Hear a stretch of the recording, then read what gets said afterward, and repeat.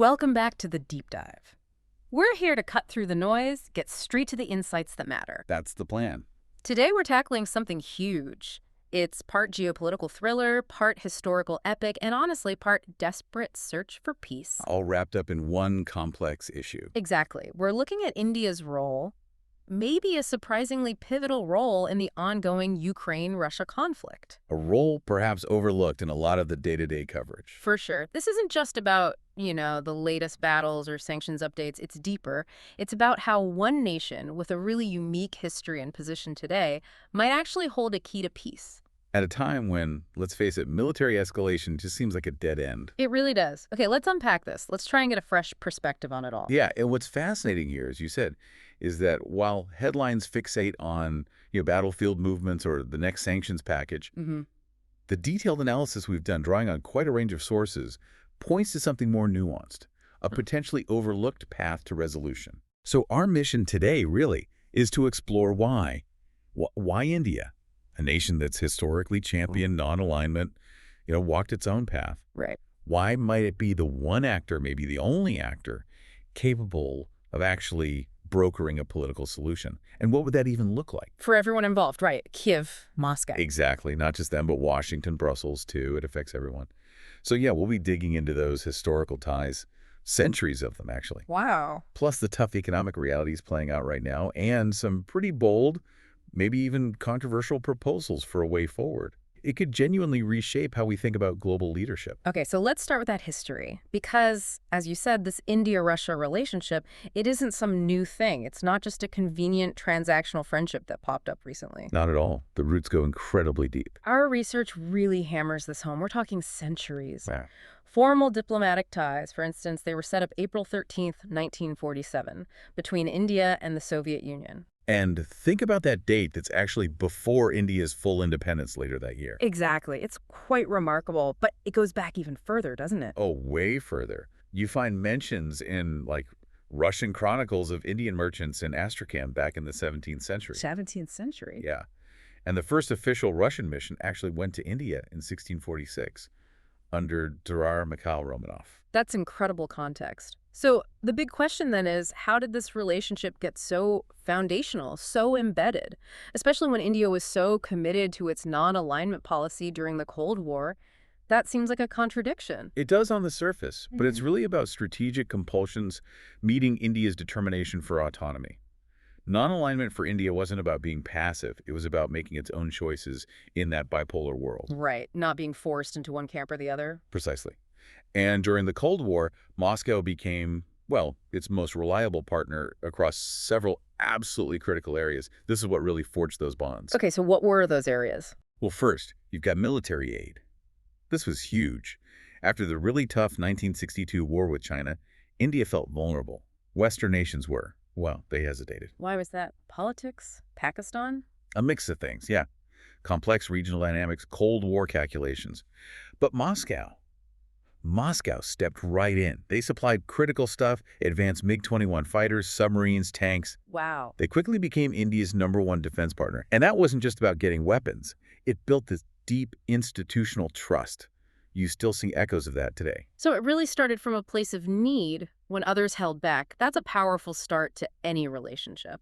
It absolutely is. And that trust then flowed into economic cooperation.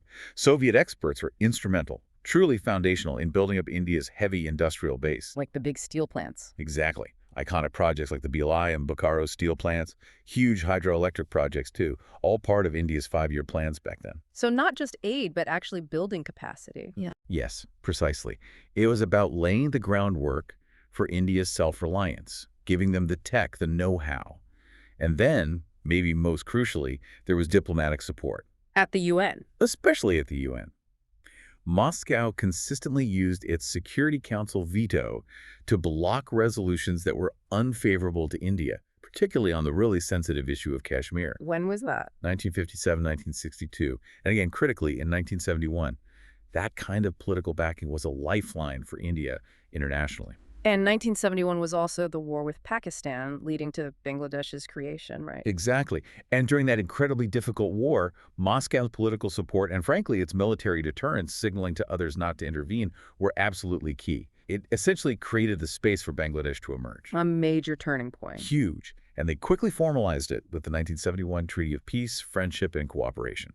That treaty essentially acted as an informal security guarantee for India. Wow. So military, economic, diplomatic, a three-legged stool almost. Absolutely. Yeah. And it wasn't just hard power. There were cultural ties, too. Yeah. It's fascinating. Actually, Bollywood films were massively popular in the Soviet Union. Really? I didn't know that. Yeah, it shows how culture can build these, unexpected bridges.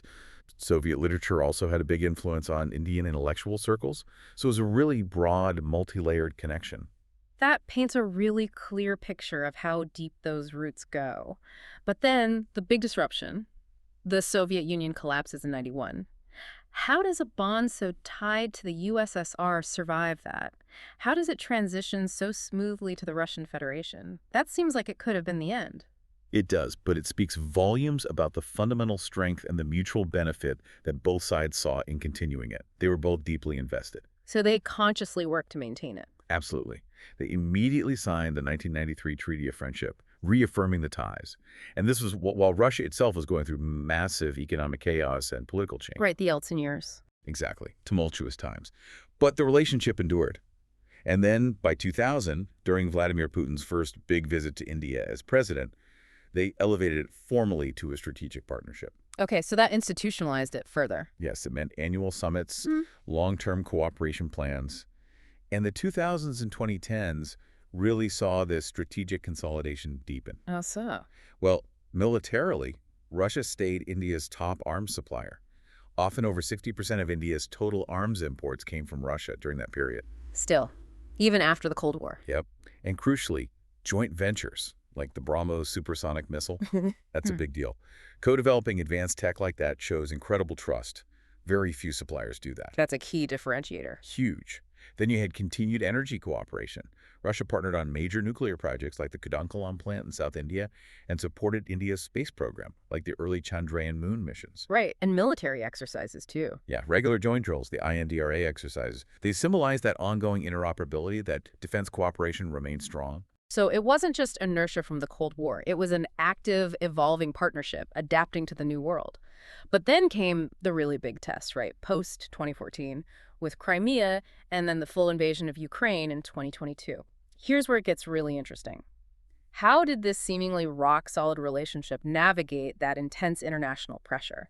And if we connect this to the bigger picture, this period really throws the resilience and the sheer pragmatism of the partnership into sharp relief. Okay. After Russia annexed Crimea in 2014 and the first waves of Western sanctions hit, India made a clear choice. It maintained its engagement with Moscow. It prioritized its strategic autonomy over aligning with Western pressure. A consistent theme for India. Absolutely. Then the 2022 full-scale invasion tested ties even more intensely. India's response was consistent, abstaining on UN resolutions condemning Russia. Which caused a lot of friction with the West. It certainly did. But from India's perspective, it was about asserting its independent foreign policy, its belief in multipolarity, and refusing to be boxed into one camp. They wanted to keep channels open. And economically, what happened there? Economically, things exploded. Bilateral trade surged, especially in energy. By 2023, Russia was supplying over 40% of India's crude oil imports. 40%? That's massive. Huge jump. Total trade shot up past $65 billion by 2024. This really underscores India's pragmatism and its critical need for energy security for its, massive and growing population. And defense ties, did they fray under the pressure? Surprisingly to some, they endured. India went ahead with acquiring the advanced S-400 air defense systems from Russia, despite very real threats of U.S. sanctions under Katatsa. That was a big standoff, wasn't it? It was, and India basically called the bluff, asserting its sovereignty and its foreign policy choices. It was a clear signal, we decide our defense partners. Okay, so summing up this section, the partnership today spans defense, you mentioned. Over 70% of Indian gear is still Russian origin. Right, a huge legacy dependence, but also ongoing procurement. Energy security, obviously crucial. And multilateral cooperation in groups like BRICS, ESCO, G20. Exactly. Yeah. So despite challenges, things like payment problems because of sanctions, and India definitely is diversifying its defense buys towards the West and others, the relationship has stayed remarkably robust. The key takeaway, this bond wasn't built on shifting sands. It was built on decades of mutual benefit and strategic alignment. That makes it incredibly resilient. That historical resilience is really striking, and it leads perfectly into a really powerful statement made just recently, August 21st, 2025. India's External Affairs Minister, S. Jaishankar, he was in Moscow talking with Sergei Lavrov, Mm-hmm. and he called India-Russia ties, quote, the steadiest of the major relationships in the world after World War II. He even called it a model for the world. That's quite a statement. It's a very bold claim, absolutely. So what did he mean by that? What, according to our sources, makes it so steady? What's the secret sauce that prevents the kind of breaks and ruptures we see elsewhere? Yeah, it's a strong declaration, and Jaishankar's point fundamentally rests on this idea of unbroken continuity. Think about it. Compared to other major relationships, Yeah. U.S.-Soviet ties collapsed into the Cold War, then post-Soviet tensions, Right. U.S.-China. Right. Massive swings, right? Engagement, confrontation, periods of real rupture. Definitely not steady. Not at all. But India-Russia, the analysis shows it just never fractured. Even after '91, when the USSR vanished and Russia briefly tilted westward, the India-Russia bond adapted. It didn't break. That's remarkable. It is. And critically, during this immense pressure over Ukraine, India managed to balance everything, global pressures, its own interests, Right. while actually deepening trade and security cooperation with Moscow. So the steadiness comes from shared principles. According to Jaishankar in the analysis, yes. It's rooted in shared commitments to multipolarity, this idea of a world with multiple power centers, not just one or two superpowers, a strong belief in national sovereignty, and a clear refusal to align with Western-led sanctions regimes. Right. So for him, that makes it a model of pragmatic diplomacy.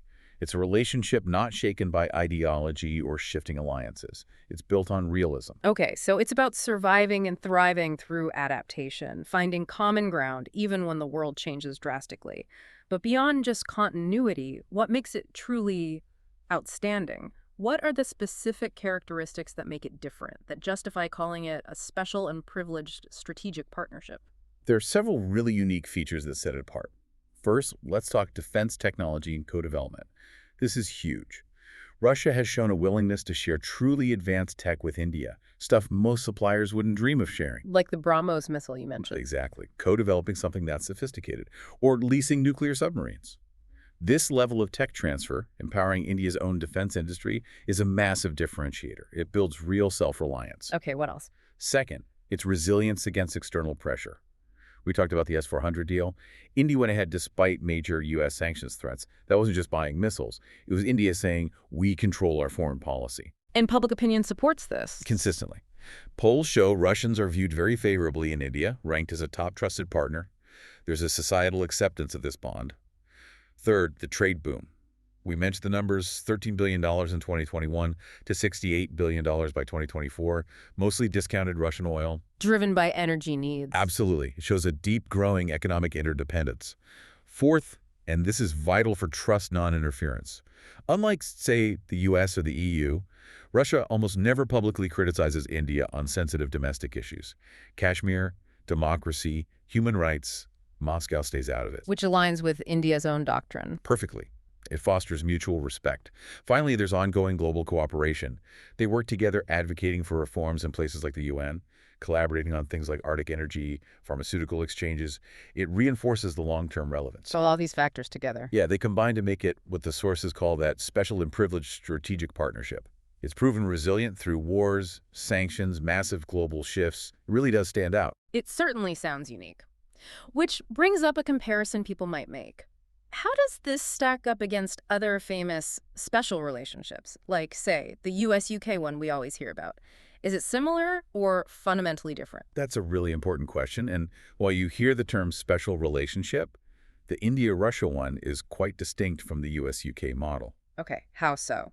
Similarities first. Well, there are some superficial similarities. Both have longevity, right? They've spanned decades pretty consistently. Both involve significant defense cooperation, US-UK through NATO, intelligence sharing like Five Eyes, India-Russia through arms deals and joint ventures. Right. And interestingly, both enjoy pretty high levels of mutual public trust in opinion polls within each country. Okay, but the differences must be significant. Oh, they're profound, and they really get to the core of it. The foundations are totally different. US-UK rests on shared history, culture, language, common democratic values. It feels almost like family. Right. Deep cultural ties. India-Russia. It's fundamentally a geopolitical compact. Yeah. born out of strategic necessity, mutual interest. It's not civilizationally intertwined in the same way. Then values alignment. U.S.-UK generally share liberal democratic values, often coordinate on things like sanctions. India and Russia emphasize multipolarity, national sovereignty. They often diverge from Western initiatives. Think about the economic scale, too. U.S.-UK trade is massive, over $300 billion, deeply integrated. India-Russia, while growing fast, is smaller, heavily focused on energy and defense. Different structure entirely. Completely. And their global roles. U.S.-UK are anchors of the Western alliance system. India-Russia operate more within a non-Western axis, balancing East and West, pushing for a more distributed global power structure. So not really comparable in substance. Not really. India-Russia is distinct. It's more like a partnership of equals navigating a multipolar world, forged by strategy, not shared heritage. Which, of course, raises an important question. What does this unique relationship mean when a major global conflict like Ukraine erupts, and India finds itself walking that tightrope between its partners? That distinction is absolutely key to understanding the present moment, because that unique foundation directly leads to one of the most debated aspects of India's current foreign policy. Its continued, even increased, buying of Russian oil. And the criticism it's drawn, particularly from some Western capitals. Exactly. Our sources argue quite strongly that singling out India on Russian oil is a strategic mistake. And we saw this tension play out recently, right? That August 15th Trump-Putin summit in Alaska. Where the threat of more U.S. tariffs on India was paused, but the existing 25% tariff stayed put. Right. It really puts you in the position of trying to make sense of this global energy market tangled up in sanctions. It really does. And the core argument here, which is pretty direct, points to what many see as a clear hypocrisy or a double standard when it comes to buying Russian energy. Okay, break that down. What's the evidence for that? Well, let's look at the facts presented.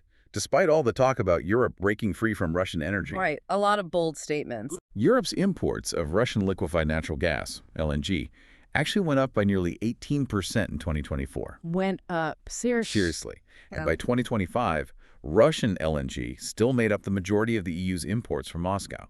Now, Brussels put rules on re-exporting it, but crucially not on using it themselves. So they're still buying what they need. Pretty much, often through intermediaries, but the money still flows. Yeah. Then look at the U.S. America itself was heavily reliant on Russian nuclear fuel, about a fifth of its enriched uranium before 2024. Right. When Congress finally banned those imports, what did they do? They included waivers running all the way through 2027. Why? To avoid disruption. Exactly. To avoid crippling America's own power grid. President Biden signed that in May 2024. It shows pragmatism wins out when your own energy security is directly threatened. Okay, Europe, the U.S., what about China? China is still Russia's single biggest energy customer, period. Importing over 2 million barrels of crude oil per day in 2024. 2 million barrels a day. Massive amounts. Yet where does the loudest criticism often seem directed? Washington often aims its harshest rhetoric at New Delhi, not Beijing. There's this perceived asymmetry. So the argument is? The argument is, if Europe can justify its LNG buys for energy security, if the U.S. needs a 4-year transition for uranium, why is India, with 1.4 billion people and soaring energy needs, expected to just cut off Russian crude overnight? It does highlight an inconsistency. For many observers, the logic just doesn't add up. But, okay, playing devil's advocate here, regardless of what others do, aren't India's purchases still funding Russia's war effort, even indirectly? How do the sources tackle that specific charge? And what does India mean when it says it's playing by the rules? That's the critical counter-argument, and India has a straightforward position on it, which they argue is fully within international norms. Okay. Russian oil isn't under a total global embargo. What exists is the G7 EU price cap mechanism. Right, the $60 barrel limit or whatever it is now. Exactly. Countries can buy Russian crude, use Western shipping and insurance, as long as the price paid is below that cap. India says its refiners are complying with this. They're buying below the threshold. So technically, they are following the rules set by the West itself. That's their argument. They're buying discounted oil, acting in their national interest to secure energy just like other nations do. But there's another layer to it. Which is? The analysis points out something often missed. By soaking up these discounted Russian barrels that might otherwise not have found a buyer, India actually helped prevent bigger price spikes on the global market. How so? If that oil was suddenly off the market, global prices would likely have shot up even higher, hurting Western consumers, the very people the price cap was supposedly designed to help, alongside cutting Russian revenues. Huh. So an unintended stabilizing effect. Exactly. It makes it harder to argue India is solely undermining the effort when its actions might have also cushioned the blow for Western economies. It complicates the narrative. It definitely does. So let's talk about this double standard problem more broadly. What are the strategic risks of this selective focus on India? The risks are potentially huge. Hmm. Hey, India's share of Russian crude imports jumped to maybe 35–40% of its total oil needs. That's significant, no doubt. Right. But context matters. Europe is still pouring billions into Russian LNG. The U.S. is still importing uranium. Singling out India, the sources argue, feels inconsistent and risks seriously alienating a key strategic partner. Alienating India. Why is that so risky now? Because Washington needs India right now for diversifying supply chains away from China, for partnerships on advanced tech, for security in the Indo-Pacific. Think about the Quad alliance with Japan and Australia. Right, India is central to that. Absolutely. Berating India over oil could push it closer to alternative groupings like BRICS, encourage things like rupee-ruble trade settlements, maybe even accelerate de-dollarization efforts. It could backfire spectacularly. Is there a historical parallel here? Some sources point to things like the heavy U.S. sanctions on Iran back in 2018. What happened? It arguably pushed Iran deeper into alliances with Russia and China, strengthening the very axis the West wanted to counter. Heavy-handed pressure can have unintended consequences. So if blaming India isn't working and might even be counterproductive, what's the smarter way forward for the U.S. and its allies? What do the sources recommend? They outline a few key policy shifts for a more coherent strategy. First, and most basic, apply one standard for all. If Europe and the U.S. can justify their energy buys on national security grounds, stop chastising India for doing the same with oil. Consistency builds credibility. Okay, makes sense. What else? Second, target the real leakages in the sanctions. Instead of pointing fingers at India's legitimate purchases under the price cap, focus on closing loopholes, cracking down on the shadow fleet of tankers, dodgy shipping insurance, transshipment hubs that are helping Russia evade the cap and get higher prices. Go after the actual cheating, not the compliant actors. Exactly. Third, provide alternatives.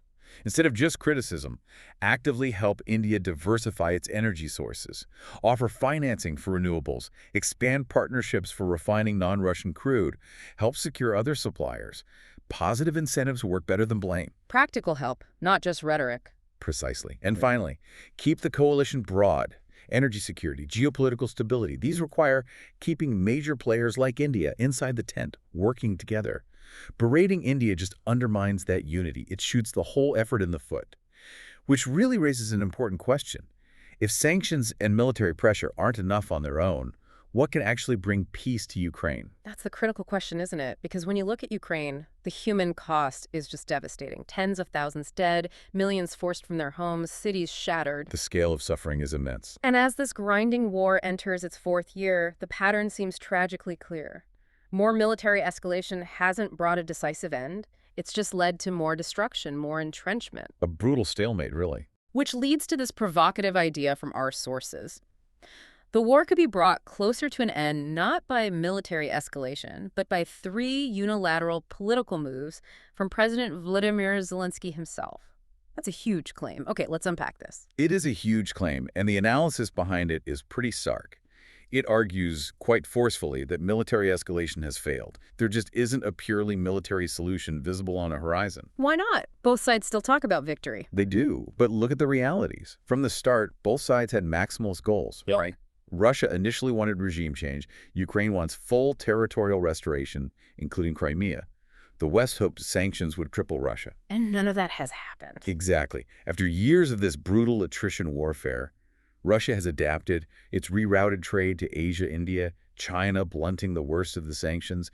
Ukraine remains completely dependent on Western aid, and you're seeing clear signs of donor fatigue, political divisions in the U.S. and Europe.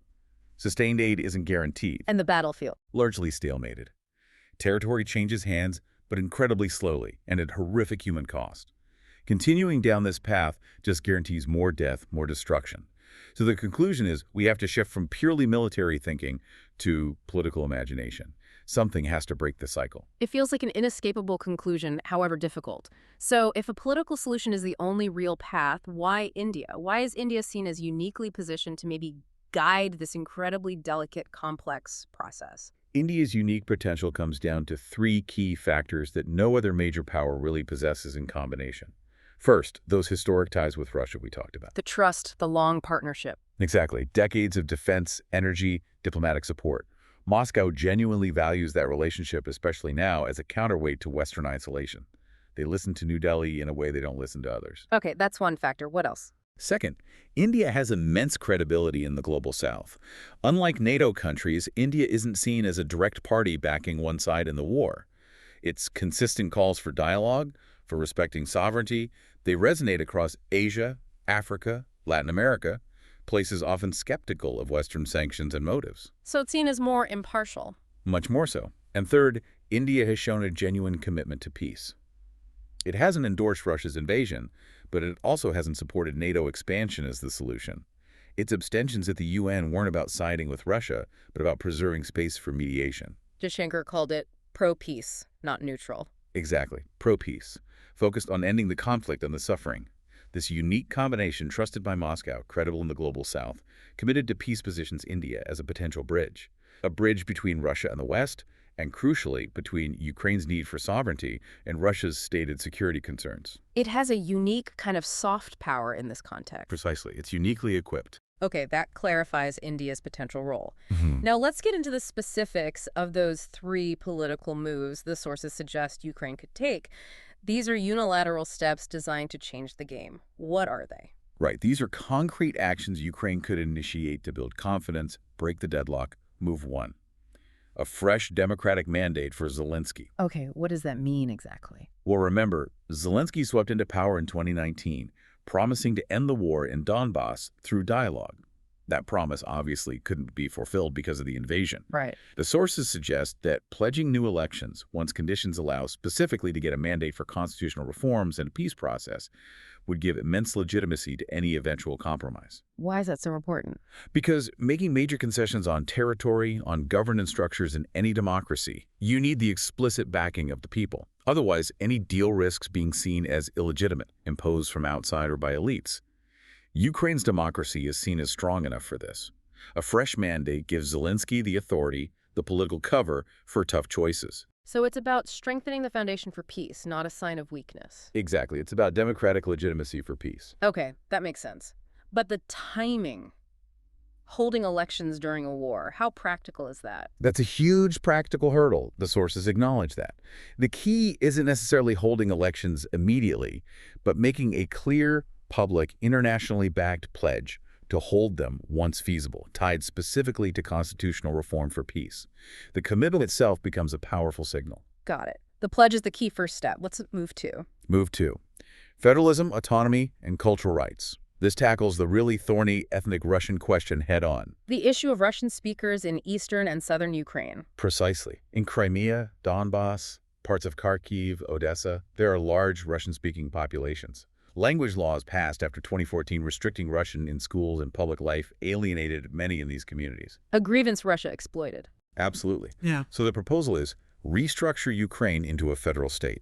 Give regions, especially those in the east and south, much greater self-governance, more control over local policies. And language rights. Crucially, yes, guarantee political and administrative autonomy and ensure Russian can be used in education, media, local government where communities want it. Like other multi-ethnic countries. Exactly.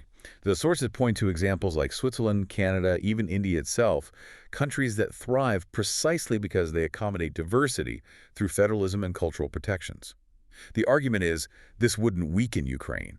It would strengthen it by binding its diverse people through respect, not force. And importantly, it pulls the rug out from under one of Moscow's main justifications for interfering. Address the internal divisions to build unity. But wouldn't some Ukrainians see this federalism, enhanced Russian language rights as a huge concession to Russia, a weakening of the central state? That's the political challenge, no doubt. Yeah. Especially after invasion, it would be incredibly difficult for many. But the argument presented is strategic. What's the alternative? Perpetual war to impose uniformity means endless destruction. Right. Offering genuine autonomy and rights demonstrates Ukraine's commitment to an inclusive, democratic future.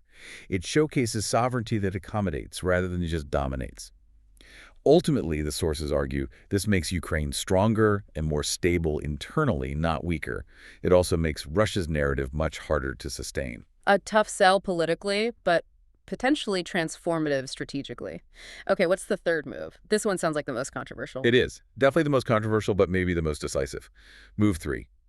Referenda on disputed territories. Referenda. Where? In the disputed territories, Crimea, Donetsk, Luhansk, maybe others, but only after demilitarization.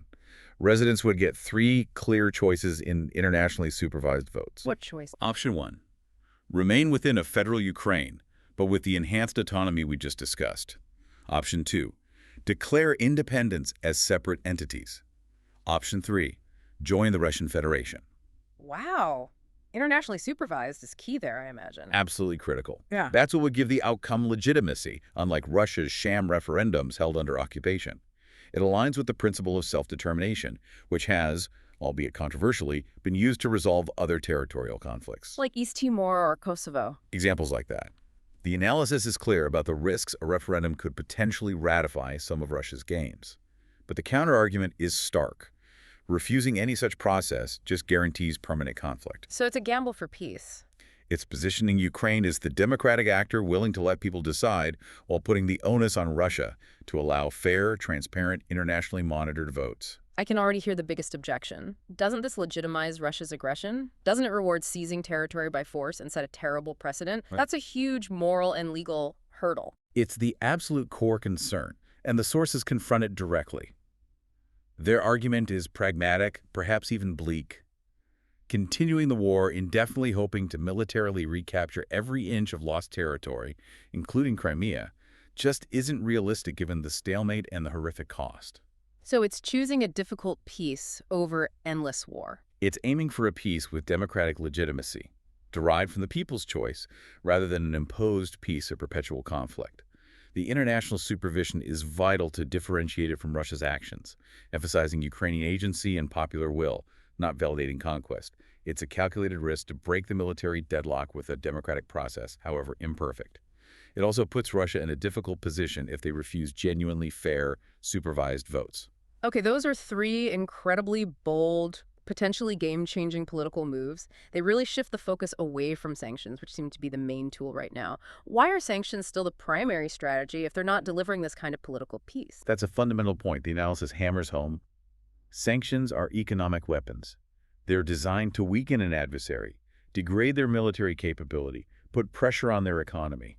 They are not, in themselves, a political solution. They haven't forced Russia to the negotiating table in a meaningful way. Not in a way that's led to a breakthrough. The reality is, despite years of escalating sanctions, Russia hasn't capitulated. Negotiations haven't really progressed. And, as we discussed, sanctions have had unintended side effects, pushing Russia closer to China, Iran, North Korea, while raising costs for Europe and the global south. So they're part of the military logic, not the peace logic. Exactly. Using sanctions as the main strategy is essentially continuing the conflict by economic means. It might inflict pain, but it doesn't provide a roadmap to peace, to a political settlement.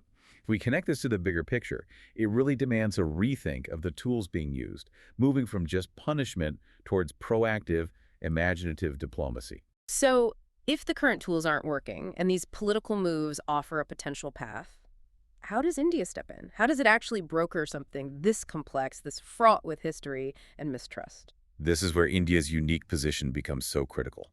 The moment demands a mediator who has credibility on all sides, respected in Moscow, trusted in Kyiv, taken seriously in Washington and Brussels. And India fits that bill. The analysis argues India alone fits that incredibly specific description right now. It's a nuclear power, a democracy, part of the Quad with the U.S., and, crucially, Russia's long-standing special and privileged partner.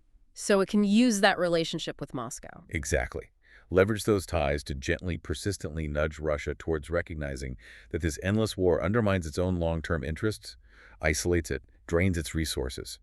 Simultaneously, India can use its credibility with Kyiv and the West to encourage Ukraine to embrace those pragmatic, difficult reforms.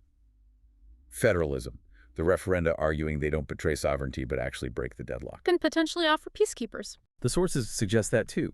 Peacekeepers from neutral nations like India, maybe Nepal, Brazil, South Africa, could help legitimize the process, monitor ceasefires, build confidence. It would give the whole effort a non-Western, South Asian imprint, signaling genuine neutrality. What's fascinating here is just how uniquely positioned India seems able to talk frankly to everyone without being seen as captured by any single bloc. Okay, this leads us towards a more concrete vision, an Indian roadmap to peace, or what our sources call an India peace package. There's even that quote attributed to Peter Navarro saying, "The road to Ukraine peace runs through India." So what would this Indian-led roadmap actually look like? What are the steps? Yeah, this strategic policy paper lays out a pretty clear, actionable four-step plan. Step one is all about hammering the principle. India needs to state clearly and publicly to everyone there is no military solution, full stop. The global narrative has to shift away from these fantasies of total military victory or collapse towards the urgent need for a political settlement. That's the essential first mindset shift. Set the stage, make it clear the old approach is finished. Okay, what follows that? Then comes step two, Ukrainian commitments. These are the unilateral moves we discussed, designed to build confidence and undercut Russia's narrative. First, that fresh democratic mandate for Zelensky. New elections, once feasible, campaigning explicitly on constitutional reform for peace. His current term has lapsed. Legitimacy is key. Right. Second, removing the NATO clause from the Constitution. It's unrealistic before 2045 anyway. It inflames Russia and offers no real security now, a symbolic but powerful de-escalation. Third, federalization of Ukraine. Real regional autonomy, linguistic and cultural rights guaranteed. Russian as a co-official language where needed. Address those internal grievances. And fourth, those referenda in disputed territories. UN supervised. Three choices. Stay in federal Ukraine, independence, or join Russia, a democratic path for contested regions. So Ukraine initiates these potentially transformative steps first, signaling a genuine shift. That's the sequence proposed. It puts the onus on Ukraine to demonstrate commitment to a political track first.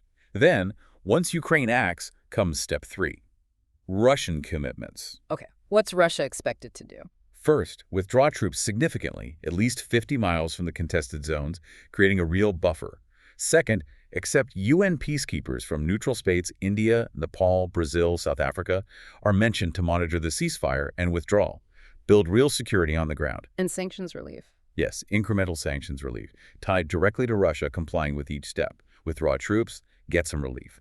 Accept peacekeepers, get more. Recognize the referendum results, sanctions fully lifted. A clear incentive structure. Okay, Ukraine moves, Russia reciprocates, verified by peacekeepers, incentivized by sanctions relief. What about the rest of the world? This needs broader buy-in. Absolutely. That's step four, international commitments. The U.S. and EU step up massively to fund Ukraine's reconstruction, a huge Marshall Plan-style effort, maybe $250 billion plus.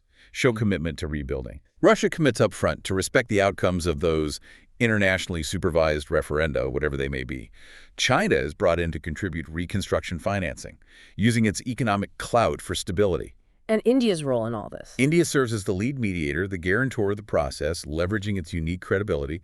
The whole reason India is seen as the indispensable actor here, as the analysis repeats, is because it's not a warring party like the West, it's not tilted like China, and it's not isolated like Russia itself.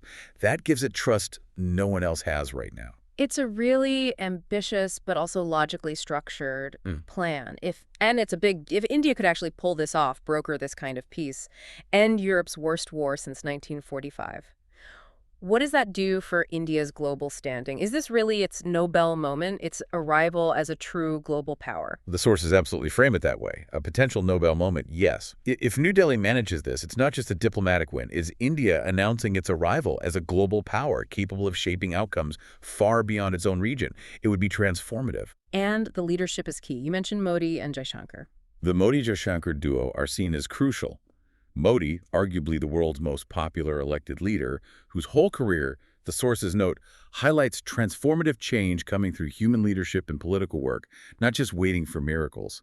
There's even a symbolic reference to Hanuman aiding Kalki in prophecy, emphasizing human agency in critical times. Interesting. And Jaishankar. Widely seen as one of the sharpest foreign policy minds globally.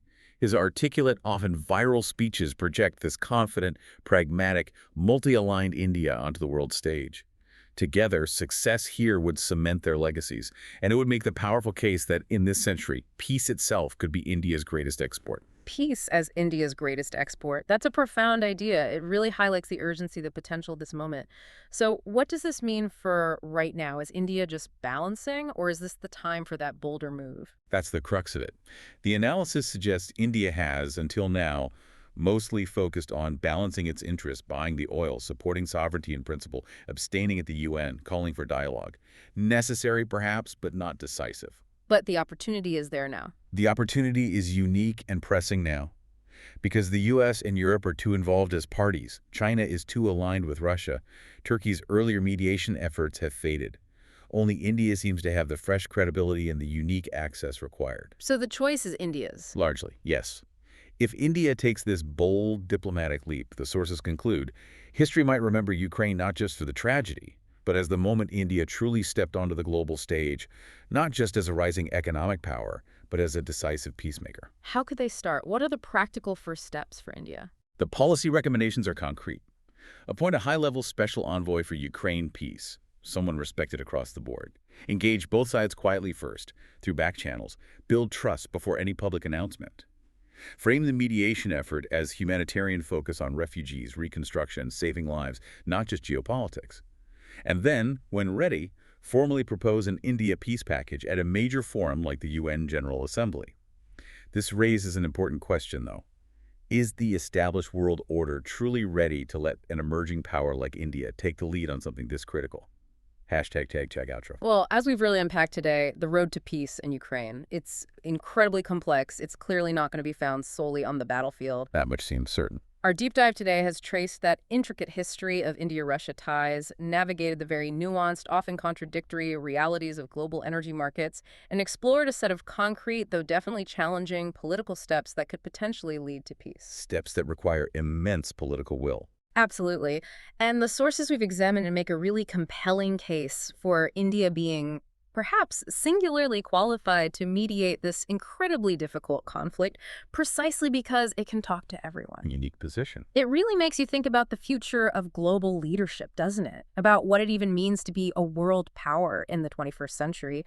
As we've seen, sometimes the most crucial keys are held by the most unexpected players. Yeah, and ultimately, I think this deep dive really shows us something fundamental. While military strength, economic leverage, they dominate the headlines. They dominate so much of international relations. True global leadership, especially in this messy, multipolar world we're in, might actually depend on something far more profound. It might depend on the courage, the skill, the willingness to broker peace, not just prepare for or fight wars. A different kind of power. Exactly. So the question for you, for everyone listening is the world ready? Are we ready to look beyond the usual suspects, the traditional power blocks, and truly empower a pro-peace actor like India to try and achieve what so far has seemed impossible? It's a powerful thought to leave you with. Could peace itself become India's greatest export? And what would that really mean for all of us?